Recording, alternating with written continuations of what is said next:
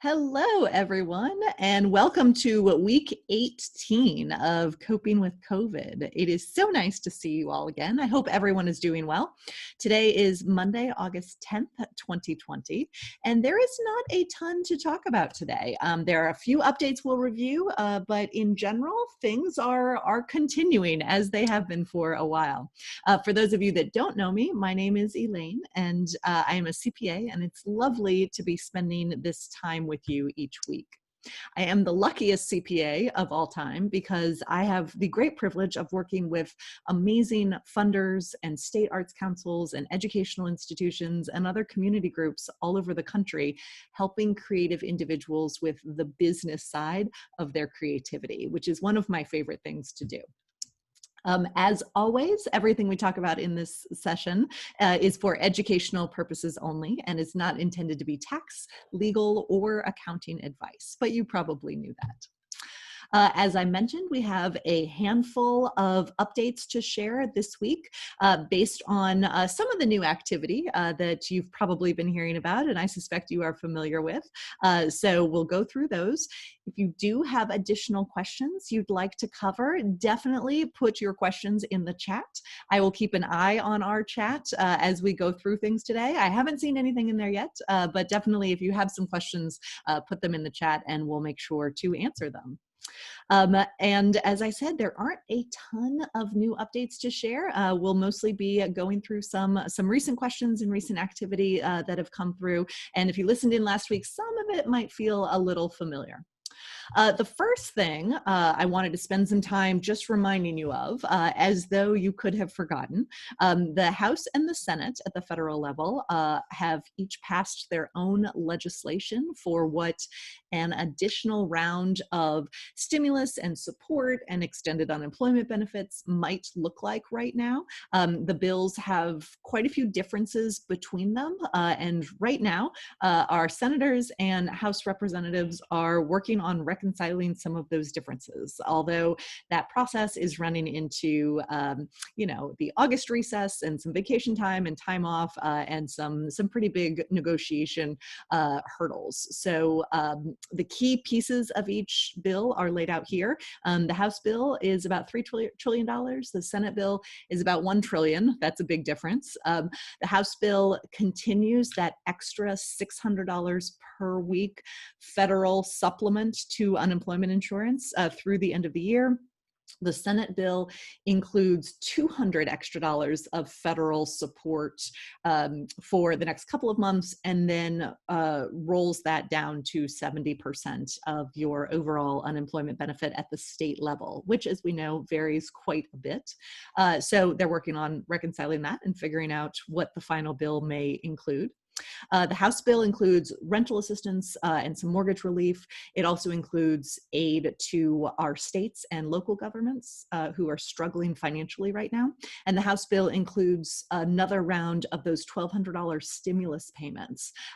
You'll remember those came out through the IRS earlier this year, and it was basically an advanced tax credit on your taxes for next year. So the House proposal has an additional advanced tax credit that you would receive prior to filing next year's taxes. So that's kind of exciting. The House bill also extends the amount. You'll remember in the original stimulus payment you got several months ago, you got $1,200 per adult and $500 per dependent child who was under 16 years of age. This increases the child benefit to $1,200. In the Senate bill, I mentioned the $200 per week unemployment boost. The Senate bill also includes some tax cuts for businesses and liability protection for businesses. And it does also include that $1,200 stimulus payment, although the child stimulus is $500, although the Senate bill does extend the number of people who count as child dependents all the way up to adult dependents. if you remember, or if this affected you earlier in the year, if you had a college student or maybe a young adult who was still one of your dependents, they were not eligible for either the $1,200 stimulus or the $500 child dependent payment. So the Senate bill basically extends the number of kids who would qualify for that $500. But remember, that payment goes to their parents, not directly to the kids, even if those kids are adults. So those are the two bills, kind of the key differences between them. And if you were paying attention over the weekend, you know our president signed a whole lot of executive orders. I believe there were 4 of them, but it's sort of hard to tell which ones may have been overlapping.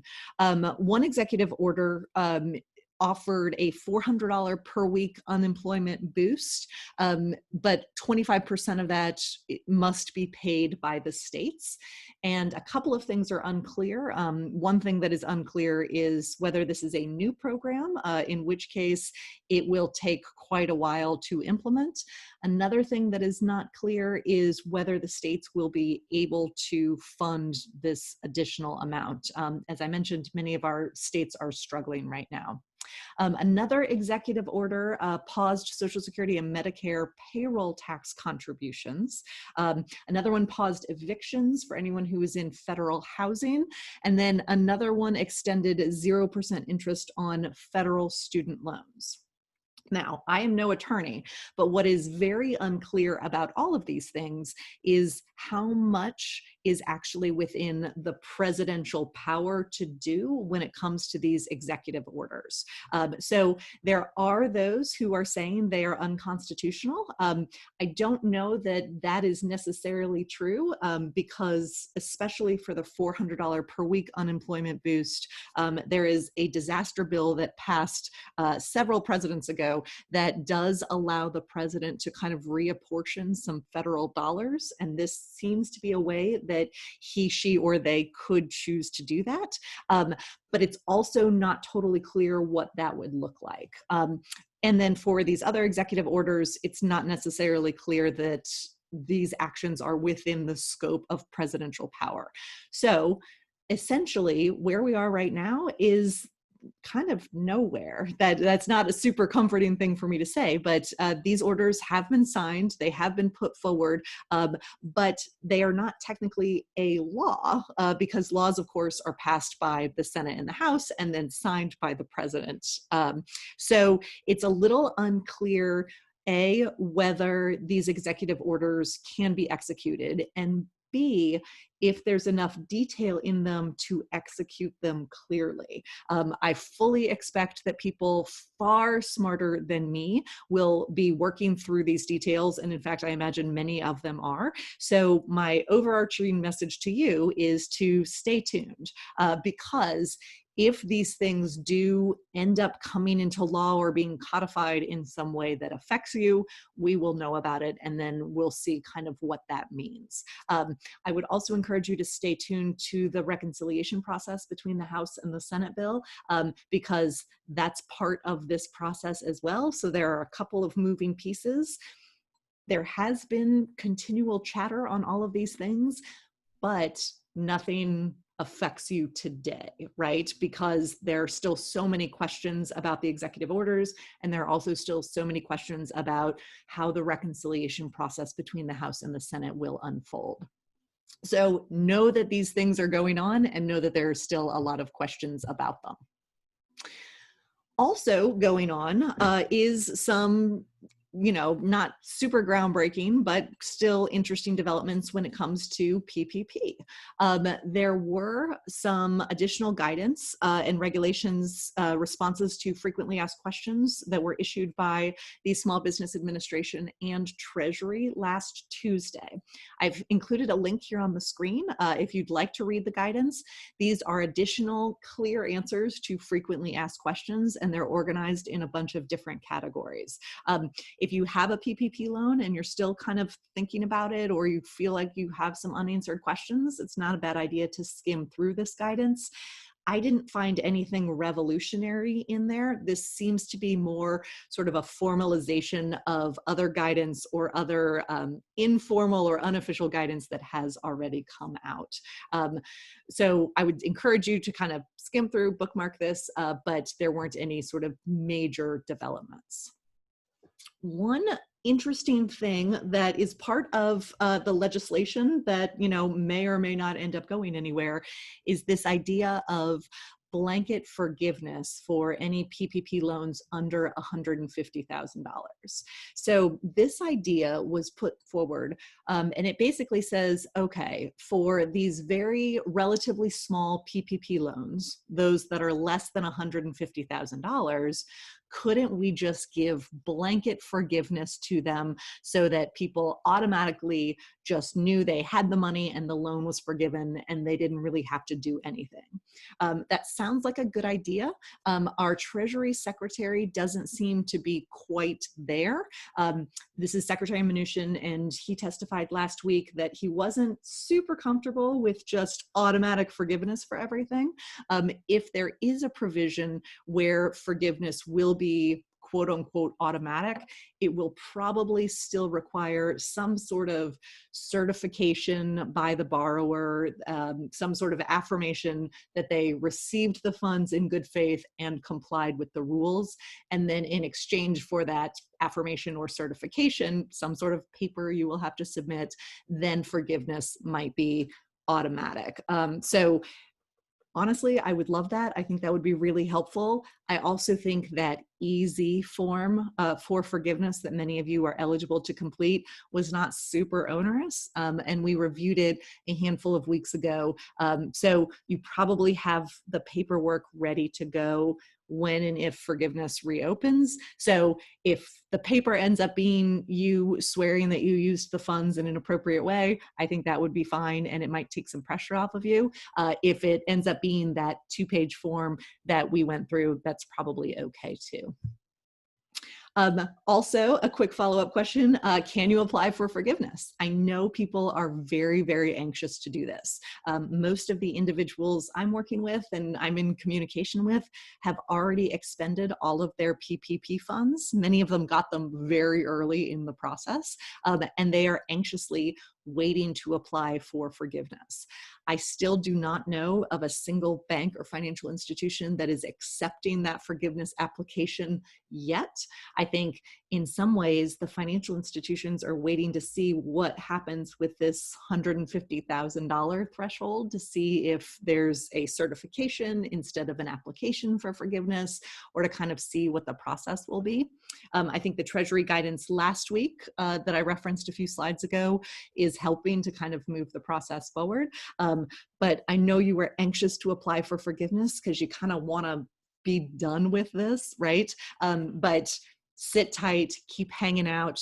There is a 10-month deferral on these PPP funds. So even if you were one of the people that got PPP very early on, so maybe your covered period started in, say, April or May, you have 10 months from when you received the funds before you have to even think about making any payments.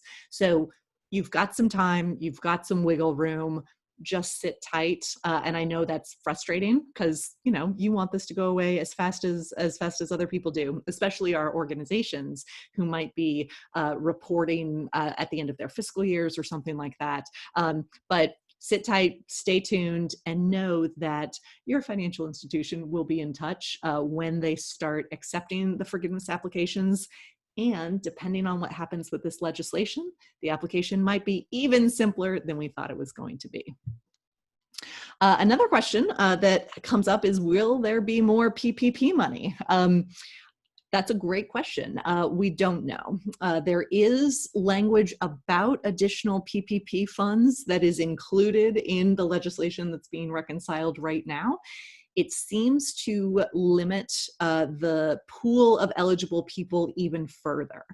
So you'll recall originally your small business had to have fewer than 500 employees. The language in the new proposed legislation says you have to have fewer than 100 employees. That probably applies to most of you and to most of the organizations, so that's not really a huge deal. But there's additional language that says your revenue has to have gone down by 50%. So in the original legislation for the original PPP program that started months ago, you had to be severely impacted by COVID, right? And then document kind of what the impact was on your business. And we talked about different ways of doing that. So the idea that you made more last year than you did this year, or maybe you had different projects that were canceled, or different festivals you couldn't attend, or something like that, right? That was pretty easy to document that your business was affected by COVID. This new legislation requires that your revenue be affected by 50% or more. And again, this is not a law yet. We don't know what this will really mean until it's finalized, and then until the guidance on it is finalized, right? So at some point, if this does become a thing and more PPP funds do become available to individuals who have already received some PPP funds, then we'll be able to share that information, and you can decide if it makes sense for you and your business. But I don't know that I would be really counting on more PPP money happening in the not too distant future. The deadline to apply for PPP funds, you'll recall, was extended. I believe it ended on Saturday. So now we should have a pretty good idea of how much is left in the original pool of PPP money. The last I heard, I think it was around 130 million or so. So those are still a lot of dollars that could do a lot of good. So stay tuned, but know that if you have been very severely affected, as many of you have been, there could be additional PPP funds that might make sense. But we'll know more about that in the coming weeks as the House and Senate bill are finalized, and as additional guidance comes out on sort of defining some of these terms. You also know how much I love tax law, and so I continue to follow this question about the deductibility of expenses that you have funded with PPP dollars. You'll remember the original legislation said your PPP funds, even if they were forgiven, and perhaps especially if they were forgiven, would not count as taxable income to you. That's a big deal. That's a good thing. That's what the original CARES Act says. So we like that. We're going to hang on to that, right? When the IRS issued some regulations following the passage of the CARES Act, they said that any expenses you funded with PPP dollars would not be deductible to you. So let's take a super simple example. Let's pretend you applied for $1,000 of PPP funding and you were going to spend it on 2 months worth of rent, and your rent was $500 each month.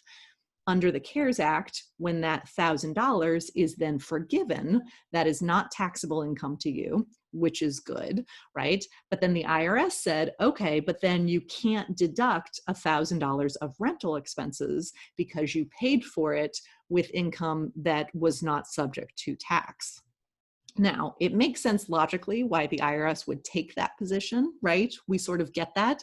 The IRS is kind of saying you shouldn't get a double benefit of receiving $1,000, not paying tax on that, and then also deducting $1,000 worth of expenses, thereby decreasing your overall taxable income even further. But our legislators said, wait, no, we wanted people to have this double benefit. So it is possible that the reconciled legislation between the House and the Senate will clarify that these expenses are deductible in addition to PPP forgiven loans not being taxable to individuals. That would be helpful because then it will be codified into law. And so then the IRS would have to follow the law and apply it instead of issuing their own guidance or interpretation. we will stay tuned to see if that becomes a thing. The AICPA, that's the American Institute of Certified Public Accountants, has come out strongly in favor of that action because they believe the legislative intent to give that double benefit to individuals and small business owners was very clear. So they are very strongly in favor of that happening and being sort of cleared up before people start filing their 2020 tax returns. Stay tuned. We will see what happens. Regardless, if you are tracking the expenses and doing all of the things we've been talking about identifying the dollars from your PPP funding and where they are going, whether it is to your own compensation or your rent payments or your utility payments, you've got the documentation. So you've got everything. No matter which way this settles, you'll be able to report it accurately next year, or you'll be able to share that documentation with your accountant who will be able to report it accurately next year. Okay, so those are our updates. The big news is the two pieces of legislation from the House and the Senate are still not reconciled. The executive orders that were passed or signed over the weekend exist, but it's not totally clear what's going to happen with them. And then there were some PPP updates and some additional Treasury guidance that came out. Nothing super earth-shattering there. I think today's big overarching message is that things continue to happen, but we need to just still kind of sit back and be patient and wait until any of those things become actionable so that you can decide if taking action makes sense for you. I will pause here to see if there are additional questions that have come through. I did see two come through that were sent to me privately. We addressed both of them, so thank you for sending those. And if there are no additional questions, then we will have a relatively early day today. I am happy to stick around if there are more questions, but I also know that you all have a lot to do, and in some ways it's kind of nice to not have crazy things going on right now so that you can focus on yourself and your work and thinking about what you want to do with the rest of your afternoon. All right, I don't see any more questions coming through. So with that, I'm gonna go ahead and stop our recording and then wish you well, and I will look forward to seeing you all next week.